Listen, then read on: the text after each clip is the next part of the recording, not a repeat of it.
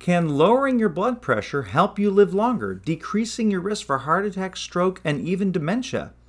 The answer is yes, and I'm here to talk with you in a little bit. I'm Dr. Peter Montgomery, family practice doctor with 30 years of experience. I am board certified, and when you're on the board, every month you get a copy of the American Family Physician. It's very well organized articles with the best peer-reviewed data for us to read, and I'm going to share all this secret knowledge with you. But it's not secret knowledge. It's the knowledge that everybody has access to, but it's not really on the internet very well. So I'm going to share it with you and give you my input and insights on what's the most important thing to focus on there. And before I go into that, I'm going to talk to you about my sponsor, or actually who I'm sponsoring, and it's a free clinic near you. There is a group called the National Association of Free and Charitable Clinics, and I'm going to show you a website where you can go to find one to help you or a loved one or somebody else, or if you don't need these services, you can volunteer. We're all looking for volunteers at these free clinics, and we'd love for you to help out. And here's the website for the National Association of Free Clinics.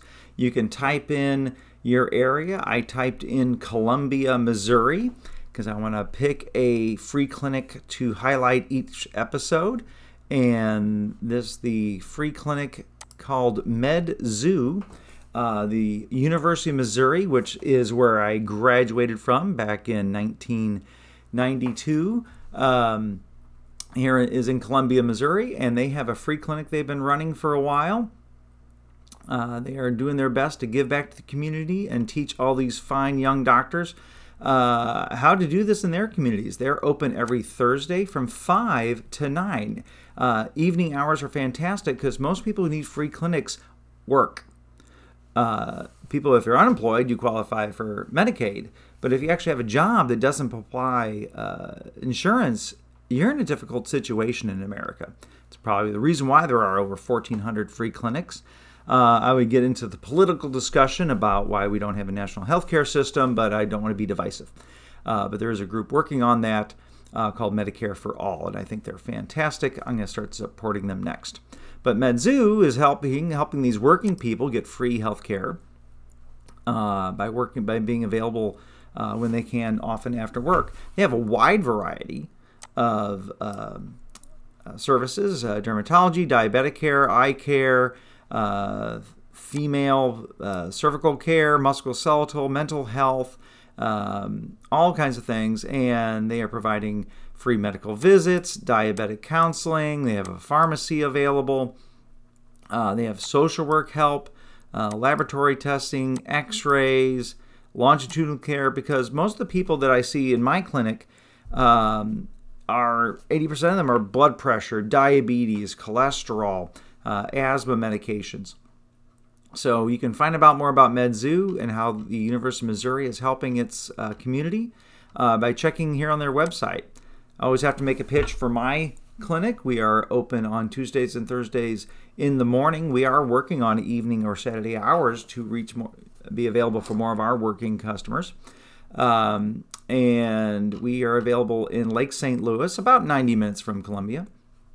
And again, if you want to donate, if you want to volunteer, here's the buttons to click. We really appreciate everything you can do to help you and your friends. Here's the American Family Physician article about high blood pressure or hypertension and the new guidelines from the society. There's a whole group of dedicated cardiologists and endocrinologists and other specialists who get together on a regular basis and say, what's the best way? How do we treat blood pressure best? And what are the goals?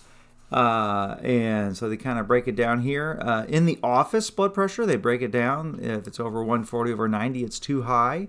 But at home, people don't really have so much of the white coat hypertension at home. So it's about 130 over 80. If you're still that high or higher at home, or with a home ambulatory monitor, you're too high in your comfort of your own home.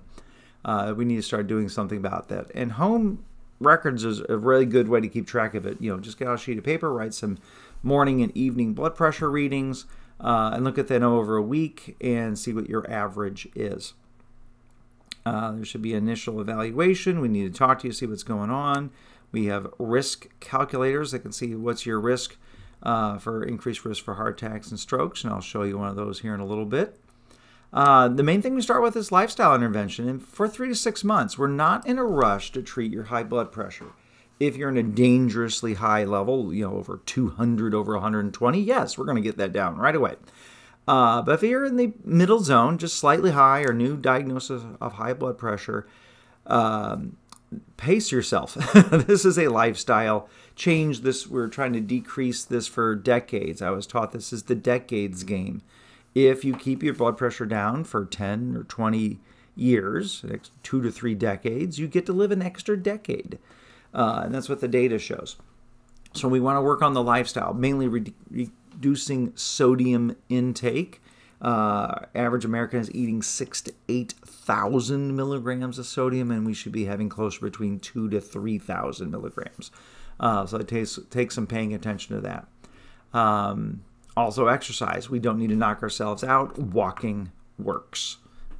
Walking really gets a lot done, especially if you do it in one chunk. If you can get 30 minutes of walking, that's fantastic. But even your little 5 minutes here, 5 minutes there adds up to better health for you. If you do need medication, the goal is first just get below 140/90. After that, if you want to try and get it better, there is definitely some benefit. There are ways to diagnose it. First, just get some readings. A lot of my patients go, I have high blood pressure just in the office. You guys make me nervous. They've done studies on white coat hypertension, and we found out everything makes you nervous. Being in the car, being at work, being around certain people. So you're actually spiking your blood pressure on a regular basis, and it still adds up to an increased risk for heart attack, stroke, and dementia, as we'll talk about later. So you still want to get that down. That's not an excuse not to address the issue just because your blood pressure is high at the office, because even home, then we expect it to be lower. And if we do a heart monitor, there's machines you can wear that'll check your blood pressure every 15 minutes. A little annoying, but they'll do that, and so the expectations are even lower because we're adding up your sleeping blood pressure. Interesting, when you don't have to deal with people, your blood pressure drops a lot, and it is that rise from your sleeping blood pressure to your awake blood pressure that does put people at risk for early morning heart attacks and strokes. So waking up gently is something I think everybody should do. Do not throw the bucket of water on someone waking up. That's just mean and cruel and possibly harmful. So try to wake people up gently as possible. It is good for their heart. And then they go on to treatment here. Bring it down. Lifestyle recommendations about reducing alcohol, diet, healthy drinks, activity, salt reduction, smoking reduction, stress reduction, weight loss. This list makes me think of something I've seen on the internet or Saturday Night Live once upon a time. Dear Rosanna Dana, last Thursday I quit smoking. Now I'm depressed, I gained weight, my face broke out, I'm nauseous, I'm constipated, my feet swelled, my gums are bleeding, my sinuses are clogged, I got heartburn, I'm cranky, and I have gas. And that right there is why you can't change everything at once. You got to pick one thing at a time. You got to pick something that you work on. Like, okay, this is the big ticket item. This is the big heavy one. Hit that one. And then, okay, this is an easy one. I can change that. I can change that. Pick one thing at a time. Pick one thing a week to change. And maybe do it in steps. Okay, I'll do this a little bit, do this a little bit. It's over time. We're not in a rush to change everything in your lifestyle. Although that is the list. If everybody's like, I don't have enough energy, doc. Let's look at this list. I can't sleep good at night. Let's look at this list. I'm stressed, depressed. Let's look at this list. See how many things would improve if we can get more of these lifestyle things worked on and improved in our life. So I'm not going to go through these things, step by step. You got to look at the list and say, okay, what's my biggest problem? What's my biggest demon? What do I got to handle? Alcohol is huge. Diet, eat better food. Everything you read about health. I mean, this is all everything right here. I'm a big fan of fiber is your friend. Eat more fruits and vegetables. You'd be amazing what beetroot can do for you. It's just amazing. Healthy drinks, yeah, eat some tea instead of soda pop. Coffee's actually fine. Tea is amazing. Physical activity, a little bit of resistance training, fancy word for weights, or even calisthenics or body weights. Movement exercises. Walking is fantastic. Reducing the salt. I make a list. My first thing is ham's got to go. All the lunch meats, it's amazing how much salt is in there. And then the salt that's snuck into the pickles and the olives and soy sauce and other little things that people don't add up. Cheese, American cheese is just loaded. It's got 3 times the amount of salt as cheddar cheese, which has got 3 times the amount of salt as Swiss and mozzarella. So you can have cheese, just read package inserts. You'll be amazing at how much salt you can quickly reduce from your diet. Quitting smoking is huge. 1950, about 50% of Americans were smoking. We're down to 15% range. So we're making great strides there. Thank you, Rosanna, Dandana. Stress reduction. Obviously, you see from the numbers of your sleeping blood pressure to your dealing with humans blood pressure. Reducing the stress, having healthy ways to work on that. Reducing the weight, not a direct, quick action, but over time, yes, that would absolutely help. And the hard part is optimizing adherence, and this is where the article stops. It is hard to get people to stick with good habits. Studies show about 5 to 10% of people will keep a good habit pattern for long term, greater than a year. There's got to be some way to keep things going. Taking a pill, 50% of people will take a pill correctly long term. That's why doctors always are pill pushing, because we want results. But I really want the best for you, and making these lifestyle changes will help more than just your blood pressure. They'll decrease your heart attack and stroke and cancer risk. There was a study that looked into that much more clearly, called the SPRINT trial. And I'm going to show you a little bit more on that in just a second. This study was the SPRINT trial, the systolic blood pressure reduction intervention trial. Said, okay, we know lowering the blood pressure is good, but how low can you go? How low is safe, and what happens when you really drop that blood pressure? Was it good or bad? Would it be actually harmful to older people to drop their blood pressure too much? The study again showed that yes, decreasing the blood pressure, having more aggressive goals, trying to get that blood pressure to less than 120 on the top number, did lead to decreased heart attacks and strokes. This is one of those studies that was actually stopped early by the statistical people going, wow, this is amazing. Matter of fact, the results are already so good, we're stopping the trial early because it's not ethical to have the other people not know this knowledge. The other people in the control group who are just keeping the blood pressure less than 140, the ethical group got in and goes, you should be sharing this information now. It is unethical to not share what you know when you can be saving lives. There was 2 other parts to the study. What was the effect on the kidneys and what was the effect on the brain? And so the analysis, stopping the trial early, affected what we call the strength or weight of that analysis. The analysis still said, yes, it's still good for the kidneys to keep your blood pressure down, doesn't hurt them. Kidney is a filter. It does need pressure to filter, but that's plenty of pressure for it to filter. And the brain, memory, cognition, part of it showed actually less new onset of dementia in people who kept their blood pressure lower. But the how low can you go, whenever they have this lecture, someone's hand shoots up and goes, how far can you go safely? Yes, people did have more falling episodes. There were more issues with stand-up, fuzzy, seeing gray, seeing stars, and falling down. So you've got to listen to your body, keep yourself hydrated when you're watching the blood pressure. Some people older have problems with heart rhythm issues, atrial fibrillation, or just slow heart rate.